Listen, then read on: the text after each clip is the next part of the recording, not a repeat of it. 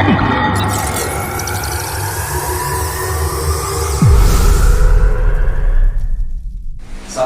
warahmatullahi wabarakatuh. Perkenalkan, kami dari kelompok 2. Saya Sasminto dari SD Islam Baitullah Al-Linggau selaku ketua dan dibantu dengan para anggota-anggota yang lainnya. Yang pertama dipersilakan. Baik, perkenalkan saya Gustian Sudirman. Saya dari instansi SD Negeri Kabupaten Kota Lubuk Linggau. Nama saya Isa Pahlawan, asal sekolah dari SD Negeri. Perkenalkan, nama saya Maya Dian Permatasari, asal sekolah dari SD Negeri 55 Kota Linggau. Perkenalkan, nama saya Carmila dari SD Negeri 28 Linggau. Perkenalkan, saya Nisa Talia dari SD Aditya Kota Linggau. Kami dari kelompok 2 akan menyampaikan refleksi etika dan keterbatasan kecerdasan artifisial. Nah, mengenai refleksi ini, menjelaskan dua keterbatasan kecerdasan artifisial yang dapat kita pelajari dan apa yang menjadi pendapat dari kita mengenai keterbatasan dari kecerdasan artifisial ini. Kalau menurut saya, Pak, saat sering kali dianggap sebagai sistem yang cerdas, tetapi pada kenyataannya dia hanya mampu melakukan tugas tertentu berdasarkan pola yang telah dipelajarinya. Keterbatasan utama KA adalah ketidakmampuannya untuk memiliki kreativitas hati, perasaan, atau pemahaman konseptual yang mendalam. Selain keterbatasan dalam kreativitas dan pemahaman, KA juga dapat membuat kesalahan prediksi akibat keterbatasan data. Baik, saya ingin menjawab ini. Jadi betul yang disampaikan oleh Ibu, bahwasanya seperti itu keterbatasan. Ini saya ingin mencoba jawab.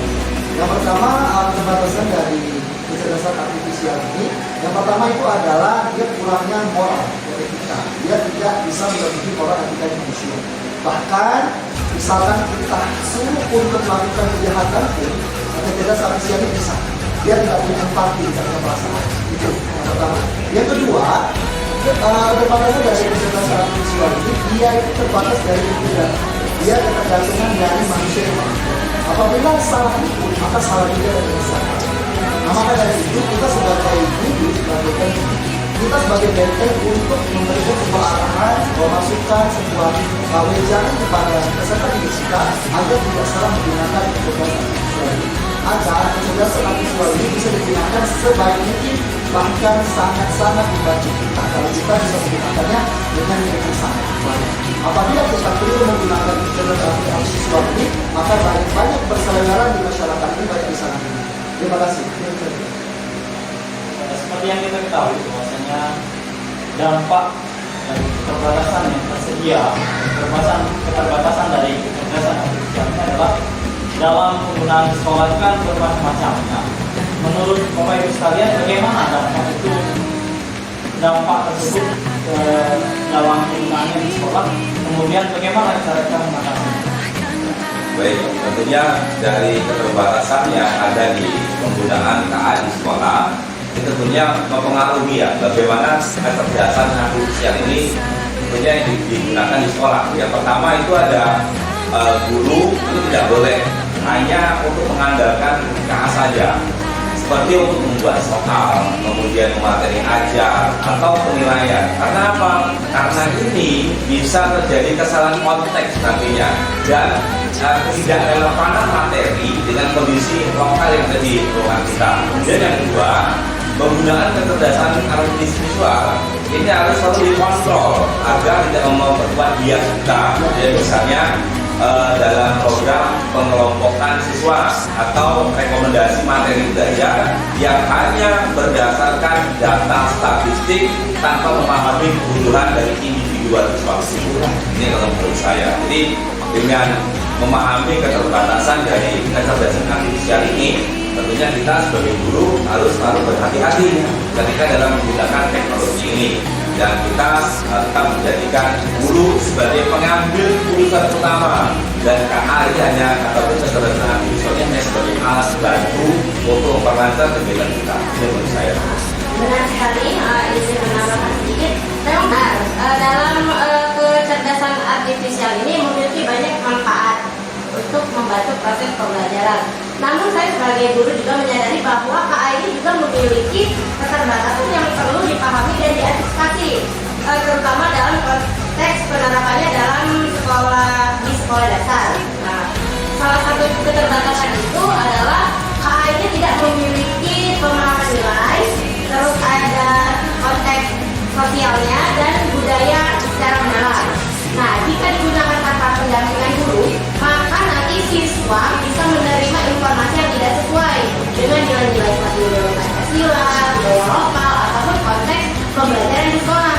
Nah, selain itu, KA generatif ini juga bisa menghasilkan informasi yang keliru atau menyesatkan, terutama jika data latihnya itu terbatas atau tidak akurat.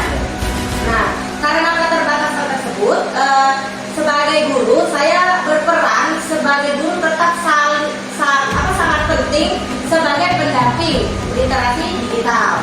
Nah, kita ini perlu mengajarkan kepada siswa bagaimana menggunakan KA yang baik dan benar, secara bijak dan etis, serta membimbing mereka untuk tetap berpikir kritis terhadap hasil yang diberikan oleh teknologi KA. Ketika kita bicara tentang dampak yang ditimbulkan dari KA sendiri, sebenarnya ada nilai-nilai yang harus kita pegang, apalagi nilai yang harus kita pegang sebagai seorang guru, baik kita guru SD gitu ya. Nah, menurut saya penting dari kita itu untuk menerapkan prinsip-prinsip penggunaan KA di sekolah. Nah, kira-kira prinsip apa yang bisa kita pakai di sekolah dan agar penggunaan KA ini bisa lebih efektif tanpa menimbulkan dampak yang sangat signifikan buat saya. Baik, menanggapi pertanyaan ini, ada dua prinsip yang bisa kita ambil dalam penggunaan KA di sekolah. Yang pertama adalah prinsip transparansi, di mana kita sebagai guru harus memahami bahwasanya bagaimana KA kecerdasan artifisial itu bekerja dan bagaimana hasil yang diperoleh. Sebagai contoh penerapannya adalah saat menggunakan kecerdasan artifisial generatif ini seperti ChatGPT misalnya untuk membuat angkutan pelajaran, tentunya kita harus selalu menyampaikan kepada siswa hasilnya harus selalu dicek ulang. Karena mengapa? Karena seperti yang sudah dijelaskan tadi bahwasanya KA ini juga buatan dari manusia dan tentunya dia juga memiliki keterbatasan. Seperti yang kita ketahui bahwasanya KA ini tergantung dengan seberapa banyak data yang dimasukkan. Kalau datanya terbatas, maka penjabaran penjelasannya juga terbatas. Kemudian yang kedua adalah prinsip keadilan, di mana di sini dalam contoh tadi yang sudah dijelaskan bahwa dalam memberikan penilaian, tentunya kita juga harus mengedepankan prinsip keadilan. Kalau apa yang kita berpatokan kepada kecerdasan artifisial dalam memberikan penilaian, tentu KA di sini perbatasannya adalah dia tidak menggunakan prinsip kemanusiaan, gitu ya. Dia tidak ada prinsip kemanusiaan, sehingga apa yang dihasilkan dari jawaban siswa, maka itulah yang akan dijawab, yang akan diberikan oleh kecerdasan artifisial, sehingga nilai aspek yang lainnya dikesampingkan, gitu. Baik, demikian penyampaian refleksi dari kelompok 2.